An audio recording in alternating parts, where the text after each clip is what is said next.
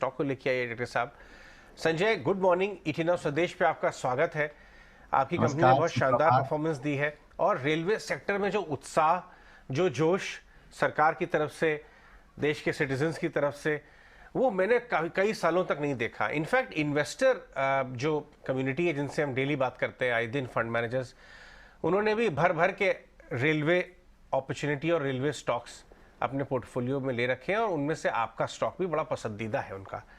तो हमें आज बातचीत में शुरुआत करते हैं कि विजिबिलिटी कैसी दिख रही है यहाँ से, क्योंकि एक हिस्से का मानना है कि रेलवे स्टॉक्स थोड़े महंगे हो गए हैं, बहुत सारी पॉजिटिवनेस ऑलरेडी प्राइस इन हो गई है। तो मैं ये जानना चाहूँगा कि आगे आने वाले 2-4 साल आपके कारोबार का विजिबिलिटी कैसी है? देखिए, आपने आपने रेलवे के शेयर्स के बारे में जो कहा, मैं मानता हूँ। लेकिन साथ ही आपके जो पुराने अतिथि, पिछले अतिथि थे, उन्होंने कहा कि धैर्य की ज़रूरत है। तो मैं भी मानता हूँ कि हमें रेलवे में भी एज ए कंपनी हम लोग धैर्यपूर्वक सारी इकोनॉमी और ग्लोबल मार्केट को देख रहे हैं। और जहाँ तक रेलटेल की बात है, तो डिजिटलाइजेशन का जो एक मूवमेंट हमारे देश में चल रहा है, जिसमें स्कोप बहुत ज़्यादा है, और रेलटेल का ये प्राइम सेक्टर है जिसमें रेलटेल काम करती है। तो मैं समझता हूँ अगले 4 से 5 सालों में हमारी कंपनी बहुत अच्छा करने वाली है, और हम इसको, जो भी हमारा चार्ट होगा, वो हम बहुत पेशेंस के साथ इसको ट्रैक करेंगे, और मुझे कोई डाउट नहीं है कि हमें कहीं पे भी कोई समस्या आने वाली है। बिल्कुल। Sanjay, good morning.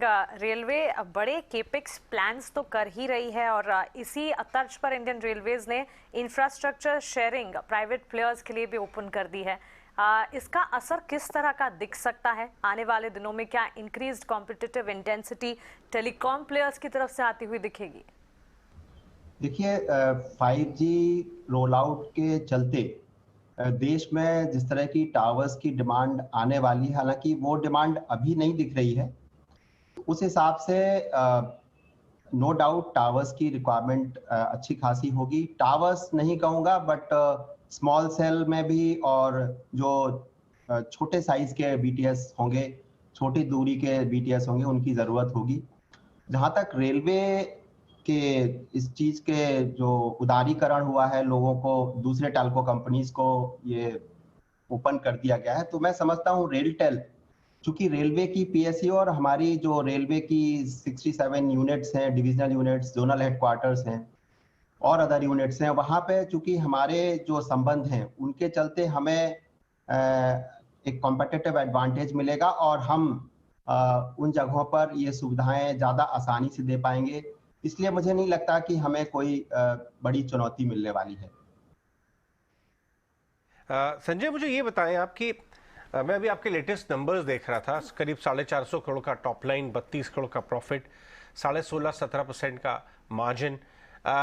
मार्जिन से शुरुआत करते हैं। मार्जिन आपको कैसे नजर आते हैं आगे आने वाले कुछ क्वार्टर्स में? कुछ ऐसे लीवर्स हैं, या कुछ क्वार्टर की बात नहीं, हम साल 2 साल की बात करें, जो आप प्रेस कर सकते हैं और उससे मार्जिन बढ़ सकते हैं करीब 20% की डायरेक्शन में, या आपको लगता है कि लगभग इसी लेवल पर रहेंगे? देखिए, जो तिमाही के हमारे जो परिणाम हैं, उनको मैं समझता हूं कि वो बहुत अच्छे इंडिकेटर नहीं होते हैं। कम से कम हमें पूरे सालाना परिणामों को, रिजल्ट्स को देखना चाहिए।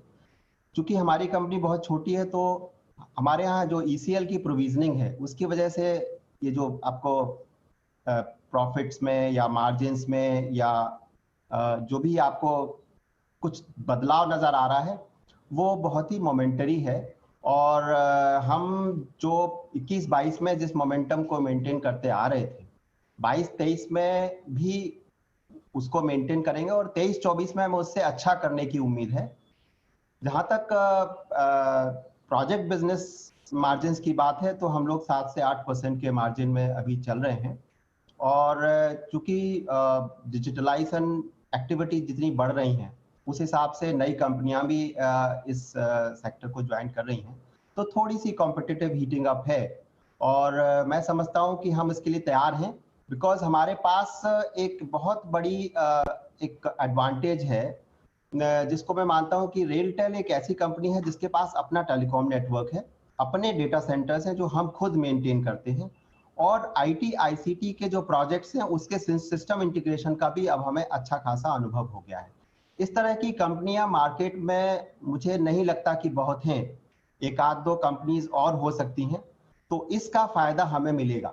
और सरकारी कंपनी और रेलवे कंपनी होने का जो फायदा है वो तो हमें मिल भी रहा है। संजय, आपका शुक्रिया हमारे साथ जुड़ने के लिए, सवालों के जवाब देने के लिए, और ये जो बड़े केपिक्स प्लान्स आ रहे हैं उम्मीद करते हैं कि आपके कंपनी और आपके कारोबार के लिए फायदेमंद साबित हो। धैर्य हम रखेंगे, लेकिन रेलवे सेक्टर की तेजी और रेलवे सेक्टर